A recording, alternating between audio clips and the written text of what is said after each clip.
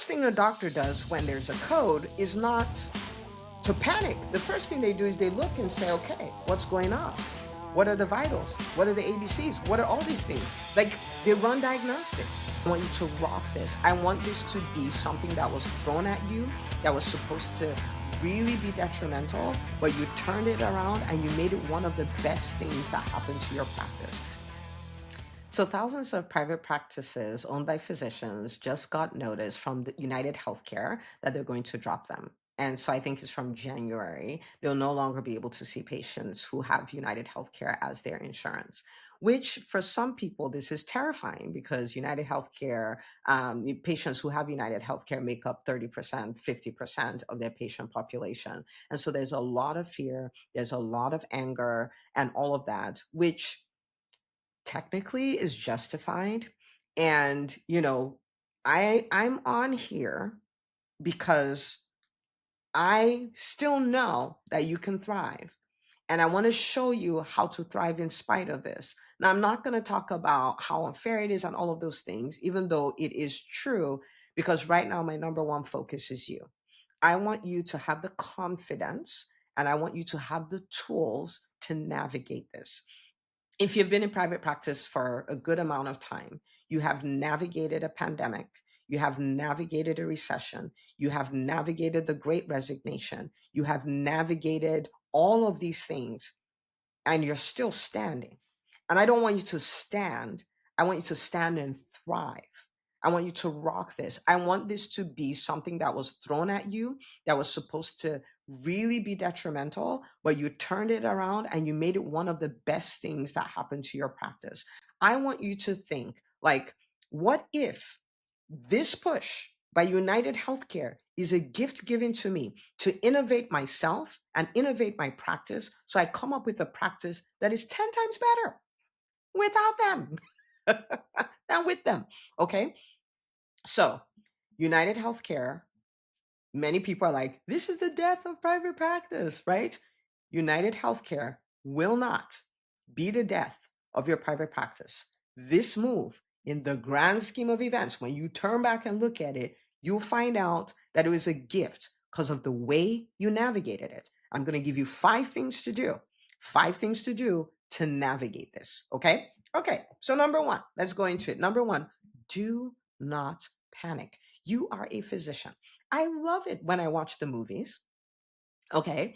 And I mean, in real life, but it's easier with the movies because it's not a real person having a real problem. Okay. So I love watching the movies where there's code blue because this is what always happens. There's code blue.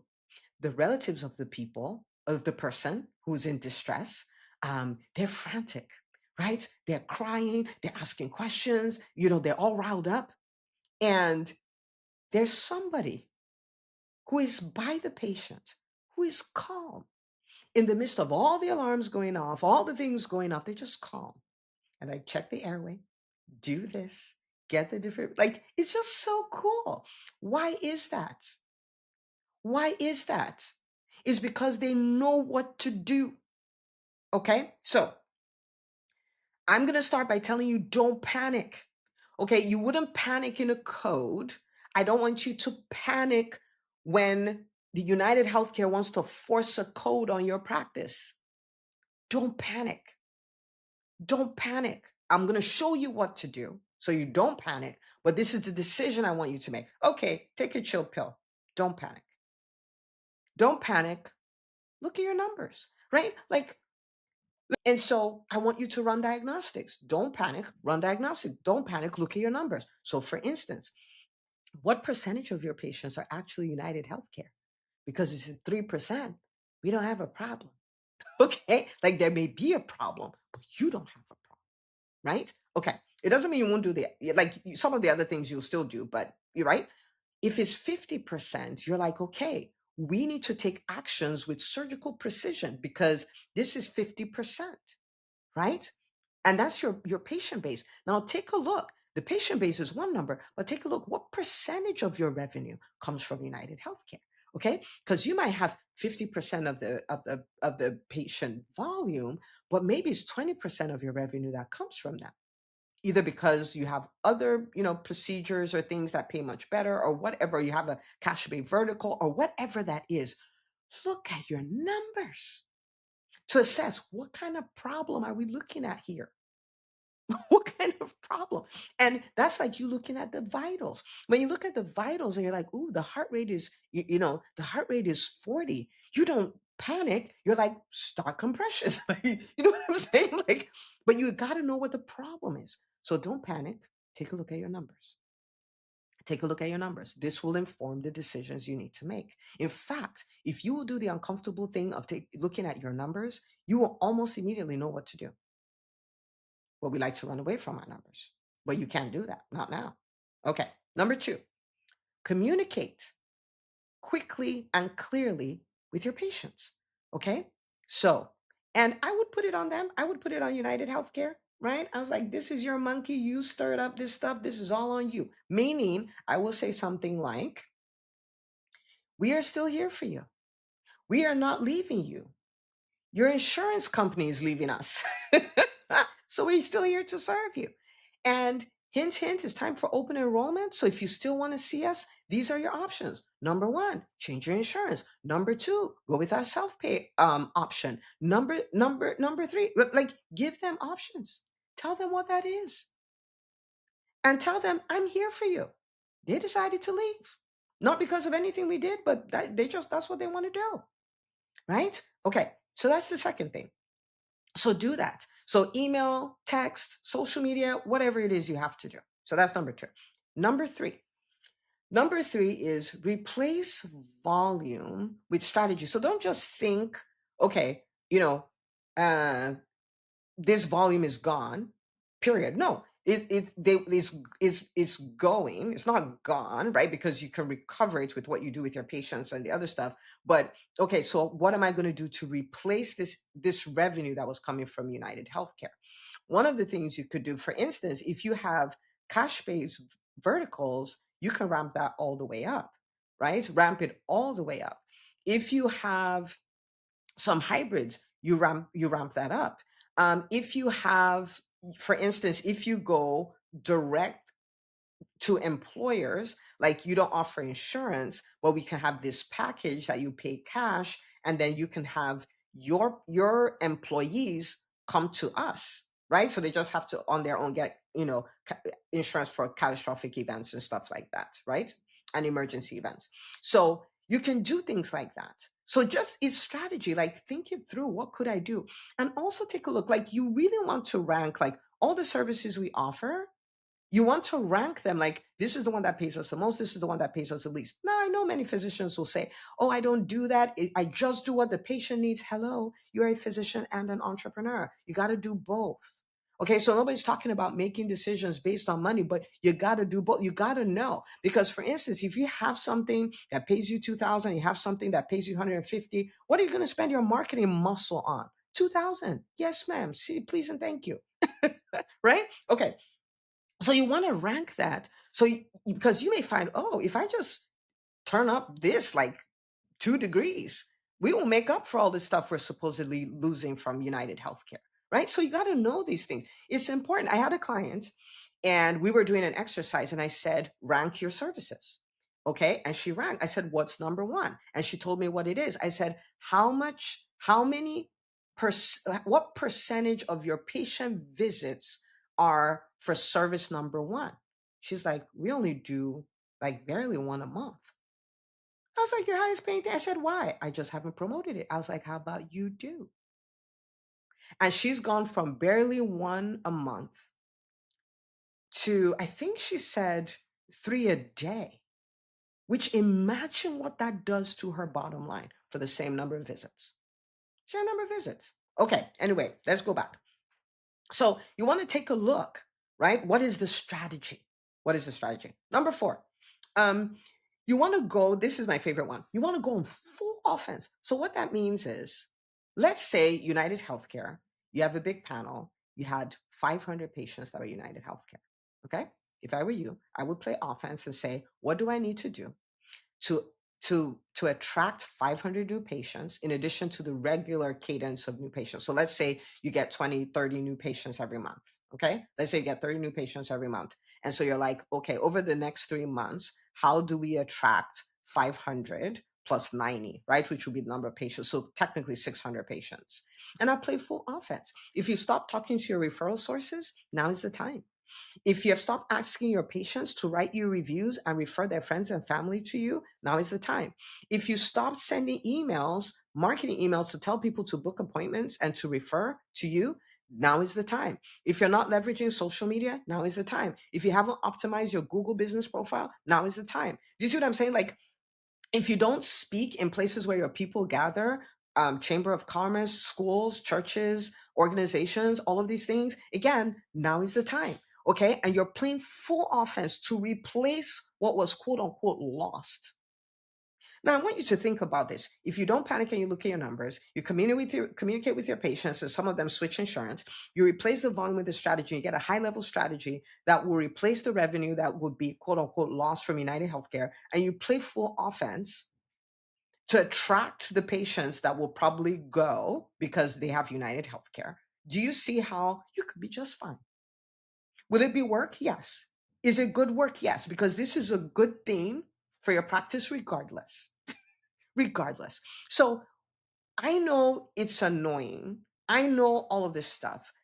The thing is this, we cannot fight the healthcare industry until we become empowered, until we understand this business thing, until we build powerful practices, until we know how to thrive without them, where them saying that they're leaving is not a threat, where all of these things, like we have to become savvy entrepreneurs. Once we build a community, a large enough community of powerful, savvy physician entrepreneurs who are leaders, who know how to negotiate, who know how to talk on the biggest stages, who know how to galvanize communities and all that. Till we do that, we cannot win.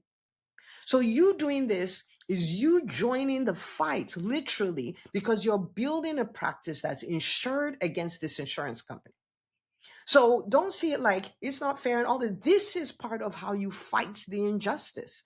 And people see you do it and they're like, oh my goodness, how did you do this? Okay, this is part of how we fight. So don't be so mad at United Healthcare that you kill your practice. Don't be so mad at United Healthcare that you let your practice die. Don't do it. Okay, all right. So that's number 4. Number 5, set yourself up to never let this happen again. Set yourself up to be such a savvy physician entrepreneur that you know how to generate revenue. You know how to build a stable practice. You know how to adjust in hard times. You understand you're like ambidextrous as an entrepreneur. Like if they close one door, you know how to flip another one open.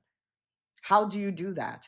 You do that by becoming a savvy entrepreneur.